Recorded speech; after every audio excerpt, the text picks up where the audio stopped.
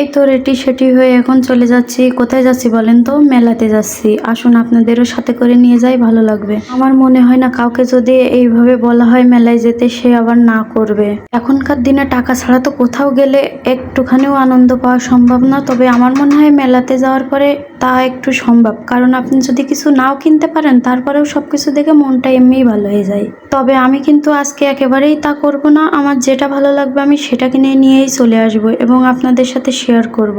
মেলাতে পৌঁছানোর পর আমার হাজব্যান্ড গাড়িটা জায়গা মতো রেখে এই তো এখন আমরা চলে আসলাম হাঁটতে হাঁটতে মেলার ভিতরে। আর আমার ভাগ্নিটা তো অনেক খুশি আমাদের সাথে আসতে পেরে। মেলাটার রাস্তা থেকেই কিন্তু দোকানপাট শুরু, এখনো মেন জায়গায় যে পৌঁছাতে পারিনি, ওখানে তো আরো জাঁকজমকপূর্ণ। আর আজকে এমন একটা মেলাতে গিয়েছিলাম যেখানে থালাবাটি থেকে শুরু করে ফার্নিচার, কসমেটিক সবকিছুই উঠেছিল। আমি প্রথমেই যে ভাবলাম আগে কিছু কেনাকাটা করব না, আগে পুরোটা ঘুরে দেখবো, যেটা ভালো লাগবে সেটা কিনবো পরবর্তীতে। না হলে এই দোকান থেকে একটা কেনার পরে ওই দোকানে যাওয়ার পরে অন্য একটা ভালো লাগে। তার কারণে আমি চাইছিলাম আগে ঘুরে পুরোটা শেষ করব, তারপরে কেনাকাটার চিন্তা ভাবনা। কিন্তু সমস্যা তো এখানেই, মেলার এরিয়াটা এত বড় যা কখনোই ঘুরে সম্ভব না।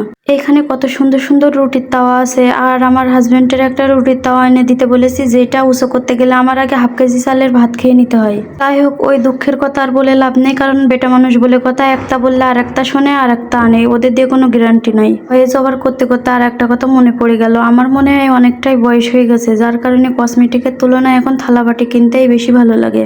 আমার হাজবেন্ড কসমেটিকের দোকানগুলোর সামনে থেকে বললো যা নেওয়ার নেও, কিন্তু আমার কেন জানি ওদিকে চোখ গেল না, আমার এদিকেই চোখ গেল। এদিকে আসলাম, চামচগুলো দেখতে আমার কাছে অনেকটাই ভালো লাগছিল, কিন্তু মার্কেটের তুলনায় এইগুলোর প্রাইস একটু বেশি বলছিল। আর আমি আমার হাজবেন্ডকে বলছিলাম এটা আমার অনেক ভালো লেগেছে, এটা নিয়ে দাও। এই কথাটা বেটা শোনার পরে দামটা বলে পা নাচানো শুরু করেছে, ভাবছে যা বলেছি ওইটা দিয়েই নিয়ে নেবে। এইদিকে আমরা এগুলো করছিলাম আর আমার ভাগ্নির মনটা তো অনেক খারাপ। সে এই মাছ খানলাটা দেখেছে কিন্তু বলছে না, কিন্তু মনে মনে আবার নিতে মন চাইলো। পরে মন খারাপের কারণ জানতে পারলাম। এখান থেকে একটা মাছ খানলা নিয়ে নিলাম, কিন্তু ব্যাটারি আবার অন্য জায়গা থেকে আনতে হলো। ব্যাটারি নিয়ে চেক করে দেখছিলাম, কারণ যেটাই কিনে বাসায় নিয়ে যায় পরে দেখি কোনো না কোনো সমস্যা আছে। আজকে আর ওই ভুলটা করতে চাই না, যার কারণে দোকান থেকেই আমরা চেক করে নিচ্ছিলাম আর কি। ও তো এই খেলনাটা পেয়ে অনেক খুশি, ওর নাকি অনেক দিন থেকে কেনার ইচ্ছা ছিল কিন্তু কেনে নিয়ে আজকে এই তো আমি কিনে দিলাম।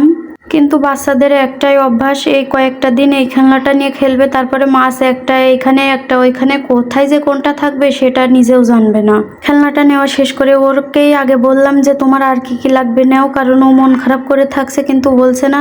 তারপরে এই যে এটা চয়েস করেছে, ও এটা নিতে চাইলো, আর আমি তো একবারও ভাবলাম না, কারণ আমি ভাবলাম ও পড়তেও পারবে খেলতেও পারবে এটা দিয়ে, যাই হোক এটা তো নিয়ে দিতেই হবে।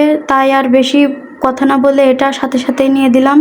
খেলনা দুইটা পেয়ে তো সে অনেক খুশি, সে আর কিছু খেলেও না। বললাম কি খাবা কি খাবা, কিছুই খেতে চাইলো না। আর আমি কিন্তু অনেকগুলো চামচ এবং কিছু প্রয়োজনীয় জিনিস কিনে নিয়েছিলাম, সেগুলো আর শেয়ার করতে পারলাম না এই ভিডিওতে। যাই হোক, আজকের ভিডিওটা এই পর্যন্ত। আল্লাহ হাফেজ, ভালো থাকবেন সবাই।